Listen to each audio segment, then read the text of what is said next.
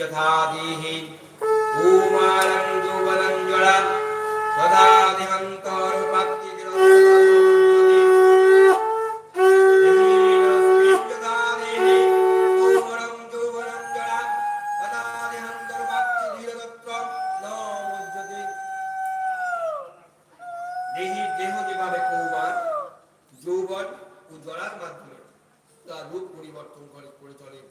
মৃত্যুকালে তেমনি ওই দেহি এক দেহ থেকে অন্য কোন দেহে তার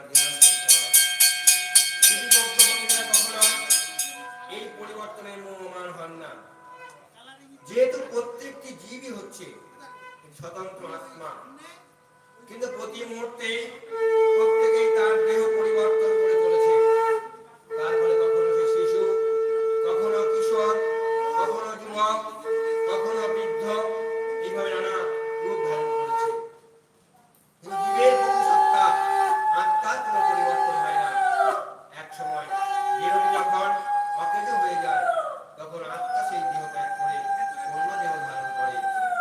মৃত্যুর পর জড় অথবা চিন্ময় আরেকটি দেহ প্রাপ্ত হওয়া যখন অবশ্যম্ভাবী, তখন ভীষ্ম, দ্রোণাচার্য আদি আত্মীয় পরিজনের জন্য শোক করা অর্জুনের পক্ষে নিতান্ত নিরর্থক।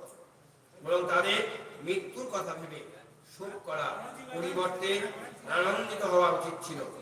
কারণ মৃত্যু হলে তার দেহে জরাগ্রস্ত বৃদ্ধ দেহ ত্যাগ করে নতুন দেহ প্রাপ্ত হবে এবং নবশক্তি লাভ করবে। মাত্রার পশ্চাৎ কৌন্তেয় শীত উষ্ণ সুখ দুঃখদা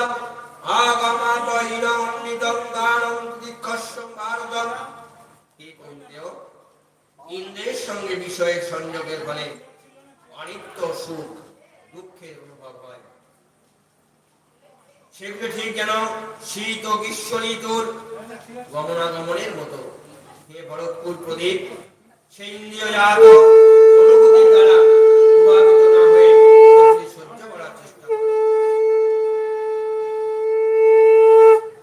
মানব জীবনে প্রকৃত কর্তব্য সম্পাদন করতে হলে মানুষকে সহনশীলতার মাধ্যমে বুঝতে হবে। সুখ ও দুঃখ কেবল ইন্দ্রিয়ের বিকার মাত্র। শীতের পর যেমন গ্রীষ্ম আসে, তেমনি পর্যায়ক্রমে সুখ ও দুঃখ আসে। সত্যকে উপলব্ধি করার দুঃখে ও সুখে অবস্থিত করার তার মানসিক কর্তব্য। বেদে নির্দেশ দেওয়া আছে খুব সকালে স্নান করা উচিত।